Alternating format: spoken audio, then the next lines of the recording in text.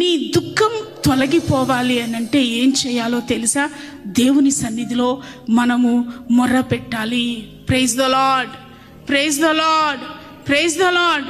గడిచిన దినాల్లో దుఃఖాన్ని అనుభవించిన దేవుని బిడ్డ, నీవు నీ దేవుని సన్నిధిలో ఈ 25వ సంవత్సరంలో మొరపెట్టడం ప్రారంభించు, కన్నీరు విడవడం ప్రారంభించు, ప్రార్థన చేయడం ప్రారంభించు.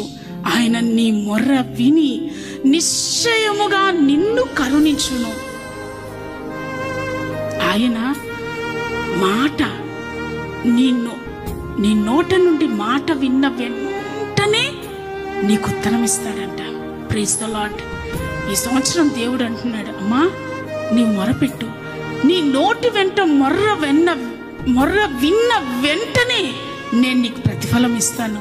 అభయం ఇస్తున్నాడు ప్రభువు మనకి. అయితే మనం ఏం చేయాలి? మొరపెట్టాలి. భర్త విషయమై మొరపెట్టాలి, మన మాట వినని బిడ్డల విషయమై మొరపెట్టాలి. మనకు మొర్రే ఆయుధం.